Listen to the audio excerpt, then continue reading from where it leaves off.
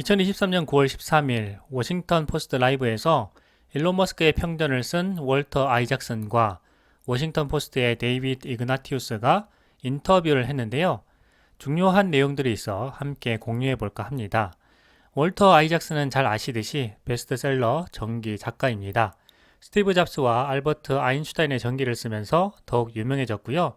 이번에 일론 머스크의 전기를 쓰면서 작가로서의 정점에 올랐다는 생각이 듭니다.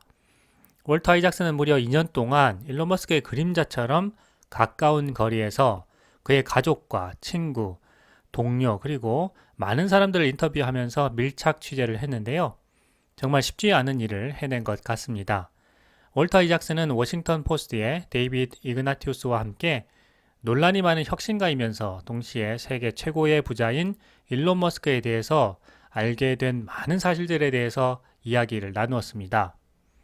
먼저 워싱턴 포스트의 데이비드 이그나티우스가 월터 아이작슨에게 책 출간을 축하한다라고 이야기했습니다. 그러면서 조 바이든 대통령이 무엇을 해야 하는지에 대해서 많은 생각을 하게 만드는 책이기 때문에 반드시 읽어야 한다라고 했습니다. 책 홍보를 의미심장하게 하는 것 같습니다. 데이빗은 먼저 푸틴 대통령과 일론 머스크의 관계에 대해서 물었습니다. 러시아 블라디미르 푸틴 대통령이 최근 블라디보스톡에서 열린 경제 포럼에서 민간 기업 영역에서 일론 머스크는 의심할 여지 없이 뛰어난 기업인이라는 사실을 인정해야 한다라고 했습니다. 전 세계적으로 일론 머스크는 적극적이면서도 재능 있는 사업가라는 점에 대해서도 모두가 인정할 것 같은데요. 푸틴이 일론 머스크를 가리켜 천재라고 하는 모습을 보면 과연 일론 머스크와 푸틴 대통령의 사이가 어떤 관계인지 많은 사람들이 궁금해하고 있다고 했는데요. 그러면서 브로맨스라는 단어를 쓰기도 했습니다. 데이빗은 일론 머스크가 푸틴 대통령을 만난 적이 있는지, 혹시 동행했었는지, 그리고 도널드 트럼프가 대통령이 된다면 일론 머스크는 어떤 관계에 놓이게 될지 등에 대해서 물었습니다. 정치적이면서도 아주 민감한 이야기, 사람들의 관심을 끌만 하면서도 미디어 종사자로서 빅 이슈가 될 만한 이야기들을 묻는데요. 이럴 때는 어떻게 대답하든 월터와 데이빗 모두에게 이익이 되는 질문이라는 생각이 듭니다. 월터는 책 홍보가 되어서 좋고요. 데이빗은 다음날 기사거리가 생겨서 좋고 한 것 같은데요. 월터는 우선 일론 머스크가 직접 푸틴 대통령과 대화를 한 적은 없다고 말했습니다. 그러면서 일론 머스크가 영웅 콤플렉스가 있다고 했는데요. 러시아가 우크라이나를 침공했을 때 일론 머스크는 즉시 우크라이나를 도우려고 했고 스페이스X의 위성 인터넷 스타링크가 없었다면 우크라이나군은 크게 패했을 것이라고 했습니다. 월터는 일론 머스크가 지금도 여전히 우크라이나를 보호하는데 상당히 찬성하고 있다고 했습니다. 그리고 최근 일론 머스크가 우크라이나군이 러시아 본토를 공격하는 것을 막기 위해서 스타링크를 비활성화하는 것에 대해 최근 논란이 많았는데요. 이와 관련해서도 일론 머스크가 전쟁에 어떻게 개입하고 있는지를 자세히 물었습니다. 월터는 우크라이나 군대가 스타링크를 사용해서 크림 반도의 러시아 함대의 비밀 공격을 계획했다는 것을 알게 되었다고 했습니다. 드론으로 러시아 잠수함을 공격하려고 했다는 사실에 대해서 일론 머스크는 매우 흥분했다고 했는데요. 일론 머스크는 이것이 세계 3차 대전으로 번질 수 있는 우려에 대해서 매우 걱정했다고 했습니다. 그래서 해당 지역에 스타링크를 비활성화하도록 했다는데요. 이 문제가 발생하자 일론 머스크에게 스타링크를 비활성화하도록 하는 권한을 부여하는 것이 무엇인지에 대한 더 넓은 질문으로 이어진다고 했습니다. 이 참 최고의 언론인들답게 한 가지 일을 두고도 깊은 의미론적 관계로까지 확장을 하고 있는데요. 이런 부분이 정말 무섭습니다. 어떻게 보면 단순한 일도 프레임을 어떻게 씌우느냐에 따라서 큰일처럼 만들 수도 있고 별일 아닌 것처럼 만들 수도 있는데요. 언론이 가진 힘이 그래서 참 크고 무서운 것 같습니다. 개인적으로는 월터 아이작슨의 말이 앞으로 일론 머스크와 테슬라에게 어떤 파장을 불러올지 좀 두려운 부분이 있는 것도 사실입니다. 이렇게 의미를 확장해 가다 보면 우크라이나 군이 크림 반도에서 기습 공격을 할 수 있어야 하는 것은 아닌지, 일론 머스크가 그런 전쟁에 관한 일들을 결정할 권한이 있는 것인지에 대한 물음으로까지 이어지게 되는데요. 이것이 단순히 스타링크 위성 인터넷을 활성화할 것인지 아니면 비활성화할 것인지 결정하는 데서 끝나는 것이 아니라 전쟁에 대한 일을 결정할 권한이 일론 머스크에게 있는 것인지에 대한 물음으로까지 이어진다는 것이 지금 이 두 저널리스트의 대화 속에 있는 것입니다. 문제를 이렇게 확장해서 풀어가다 보면 프레임이라는 것이 자연스럽게 생기게 됩니다. 그래서 큰 문제로 만들어질 수도 있게 되는 것인데요.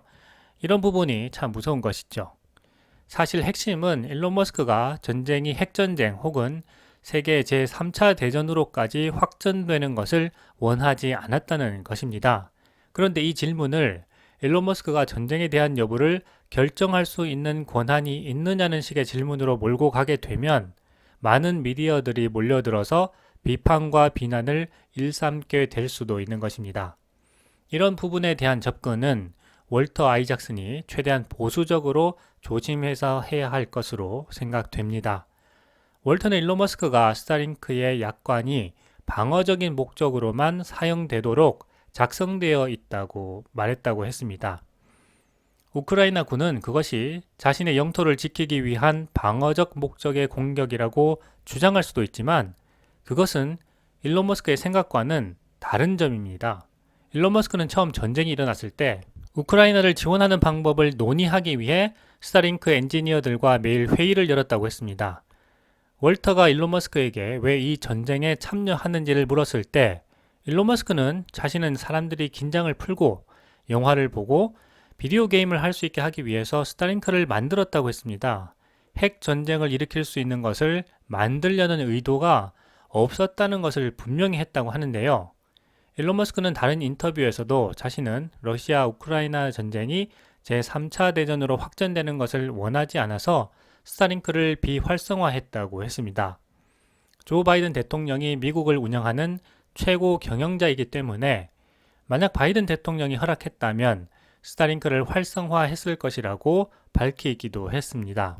자신이 전쟁에 대한 결정을 내리는 사람이 아니란 것을 분명히 해둔 것이었습니다. 계속해서 스페이스X와 테슬라란 혁신 기업에 대해서 이야기했는데요. 데이빗은 일론 머스크가 뛰어난 엔지니어이자 위험을 기꺼이 감수하는 사람이라고 이야기했습니다. 그러면서 다른 측면에서는 사람들에게 매우 강압적으로 대했던 부분이 있다고 이야기했는데요. 월터는 이 부분에 대해서 만약 일론 머스크가 테슬라 직원들에게 가혹하지 않았다면 현재의 테슬라를 만들지 못했을 거라고 이야기했습니다. 그런 대가를 치르지 않는 것은 성공의 일부를 포기하는 것이라고 이야기를 했는데요. 독자들이 그러한 부분에 대해서 잘 알았으면 좋겠다고 강조하기도 했습니다. 그리고 일론 머스크의 개인사에 대한 이야기도 나누었는데요. 일론 머스크가 아버지와 편한 관계가 아니었다는 이야기는 이미 다른 편견에서도 많이 나왔던 이야기입니다. 그리고 아버지와의 불편한 관계에서 탈출하기 위해 책에 빠져들었다고 했습니다. 월터는 이러한 일론 머스크가 지킬과 하이드를 모두 가지고 있다고 표현했는데요. 지킬 앤 하이드는 뮤지컬로 잘 알려져 있습니다. 1886년 영국 작가 로버트 스티븐슨이 쓴 소설입니다.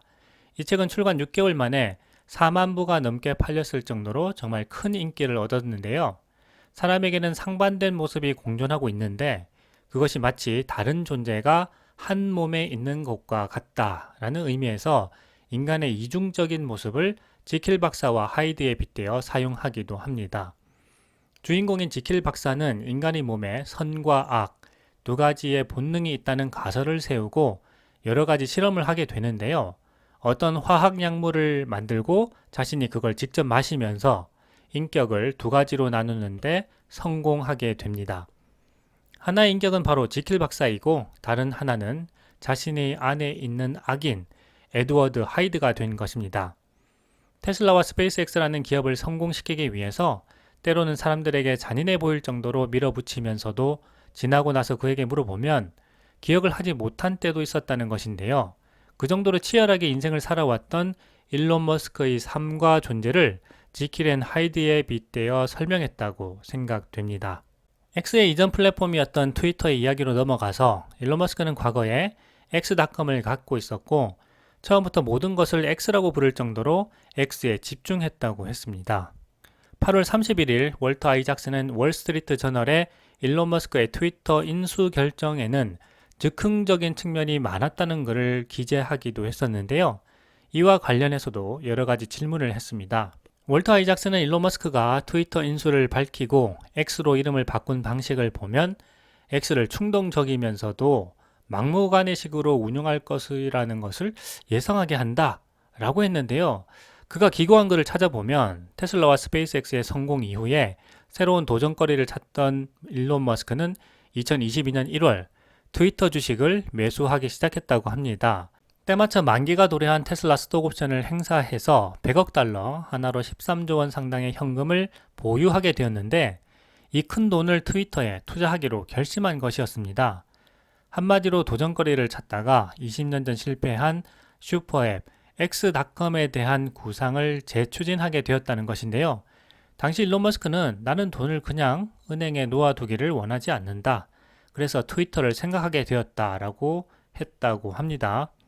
일론 머스크는 20년 전 페이팔의 전신인 X.com을 창업했을 때 메시징과 상품 결제, 금융 서비스 등 가능한 모든 기능을 담은 슈퍼앱을 만들려고 했었지만 결국 실패하게 되었죠. 그래서 이 구상을 재추진하려는 욕망이 강했던 것으로 알려져 왔습니다. 일론 머스크는 X.com과 페이팔이 합병했을 때도 X.com이란 이름을 유지할 것을 강하게 주장했지만 페이팔의 브랜드 가치가 이미 상당했던 터라 X란 문자가 저속한 의미로 사용되는 경우가 많다는 이유로 받아들여지지 않았다고 했습니다. 일론 머스크는 트위터 주식 매입 정황이 언론을 통해 공개된 직후인 작년 3월 31일 트위터 CEO였던 파라그 아그라왈과 함께 비밀리에 만찬을 하고 트위터 이사회에 합류하기로 합의했습니다. 당시만 해도 트위터를 인수할 생각까지는 없었던 것 같은데요. 일론 머스크는 아그라왈에 대해서 그는 정말로 좋은 사람이다 라고 평가하기도 했다고 합니다. 세간에 알려진 것과는 다른 부분이 있기도 한데요. 하지만 문제는 경영인은 직원에게 좋은 사람이어서는 안 된다는 게 일론 머스크의 지론이었다고 합니다. 일론 머스크는 지인들에게 트위터가 필요한 것은 불을 뿜는 용인데 파라그는 그런 사람이 아니다 라고 말했고 페이팔 공동 창업자이자 친구들인 루크 노셀과 켄 하우리를 만났을 때는 트위터 임직원들에 대해서 환자들이 정신병동을 운영하고 있다라고 말하기도 했다고 합니다. 월터 아이작슨이 이 책을 쓰면서 아주 적나라하게 이야기한 것 같은데요. 좀 걱정이 됩니다. 2022년 4월 초에 동생 킴벌 머스크와 만났을 때는 블록체인 기술을 적용한 새 소셜미디어를 만드는 것이 더 낫다는 말에 상당한 흥미를 느끼기도 했지만 호주 출신 배우인 나타샤 바셋과 함께 떠난 나흘간의 하와이 휴가 중에 갑자기 트위터 인수를 선언했다고 합니다. 이 부분에서 월터 아이작슨이 일론 머스크의 결정을 충동적이라고 이야기하는 것 같습니다. 일론 머스크는 과거에 고심 끝에 보유 지분이 9%에 불과한 임원 신분으로는 트위터를 고치거나 X.com으로 바꿔갈 수 없다는 판단을 내렸다고 하는데요. 월터는 일론 머스크가 트위터 인수 결정을 내렸을 때는 몹시 흥분하고 있었고 충동적인 상태였다고 지적했습니다. 당시 일론 머스크는 하와이 시간으로 새벽 3시 32분에 트위터가 죽어가는 걸까란 트윗을 올렸습니다. 그리고 90분 뒤 전 트위터 CEO였던 아그라왈로부터 완곡한 경고가 담긴 문자 메시지가 도착하자 당신은 이번 주에 무엇을 했느냐고 쏘아붙인 뒤에 나는 이사회에 합류하지 않겠다. 이것은 시간 낭비다. 트위터 상장 폐지를 위한 제안을 할 것이라고 선언했다고 합니다. 그리고 트위터 이사장이었던 브렛 테일러에게 파라그와 수다를 떠는 것으로 트위터를 고치는 것은 불가능하고 과감한 행동이 필요하다라고 목소리를 높였다고 합니다. 그러면서도 다른 한편으로는 동생 킴벌 머스크와 새 소셜미디어 회사를 차리는 방안을 논의했지만 결국 작년 4월 9일 오후 트위터 인수로 마음을 굳히고는 트위터는 이미 사용자층을 확보하고 있기 때문에 X.com을 띄우려면 그런 촉진제가 필요하다라고 말했다고 합니다. 그리고 같은 날 캐나다 밴쿠버에서 여자친구인 그라임스를 만났을 때 호텔에서 밤새 컴퓨터 게임을 하다가 이튿날 새벽 갑자기 나는 트위터 인수를 제안했다라는 트윗을 올렸다고 합니다. 이후 자신과 함께 트위터를 인수할 외부 투자자를 모집하는 과정에서 한때 세계 3위의 암호화폐 거래소 CEO였다가 지금은 금융사기범으로 전락한 FTX 창업자인 샘 뱅크먼 프리드와도 접촉했지만 서로 뜻이 잘 맞지 않았다고도 했습니다. 결국 일론 머스크는 작년 4월 25일 트위터를 주당 54.2달러, 총 440억 달러, 하나로 60조 원에 인수하기로 합의하게 되었습니다. 그러나 트위터의 사용자 수가 부풀려졌다는 의혹이 일면서 실제 가치보다 너무 비싼 값을 주게 되었다는 불만을 갖게 되었는데요. 월터 아이작슨은 일론 머스크가 같은 해 9월 내내 하루에 서너 번씩 변호사들과 통화하면서 소송 강행을 주장했지만 결국 소송에 질 수밖에 없다는 조언에 마음을 돌려서 인수를 확정했다고 전했습니다. 그런 과정을 거쳐서 경영권 이전 하루 전인 작년 10월 26일 샌프란시스코의 트위터 본사에 들어선 일론 머스크는 곳곳에 붙은 새 모양의 로고를 보고는 이 빌어먹을 새들은 모두 없어져야 한다 라고 말했다고도 하는데요.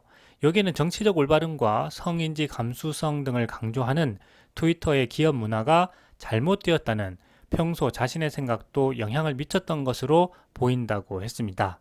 그리고 실제 일론 머스크는 미국 사회가 진보 정체성을 강요하는 워크마인드 바이러스에 감염되었다고 비판하기도 했습니다. 여기에는 큰아들 하비에르가 여성으로 성전환하고 자신과 관계를 단절하면서 받은 상처도 영향을 주었다고 아이작슨은 말했는데요. 정말 이번 일론 머스크 평전이 몰고 올 여파에 대해서 개인적으로 걱정이 되는 부분도 많이 있습니다. 일론 머스크는 트위터 본사 내 캐비넷에서 깨어 있으라는 뜻의 Stay Woke라는 문구가 적힌 티셔츠를 찾아낸 후에 트위터가 병들어 있음을 보여주는 증거라며 흔들어 보이기도 했다고 아이작슨은 전했습니다.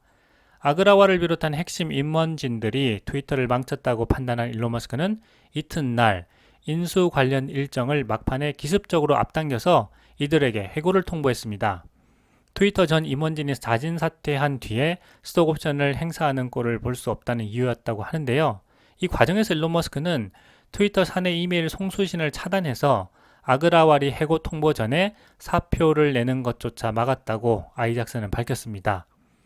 데이빗은 이런 과정을 들어서 일론 머스크에 대한 비판적인 시각이 존재한다고 했습니다. 이번 워싱턴 포스트 라이브에서의 월터 아이작슨의 인터뷰를 보면서 개인적으로는 테슬라 투자자로서 걱정되는 부분이 많았는데요. 앞으로 월터 아이작슨의 일론 머스크 평전이 어떤 영향을 불러올지 자세히 살펴봐야겠다는 생각이 듭니다.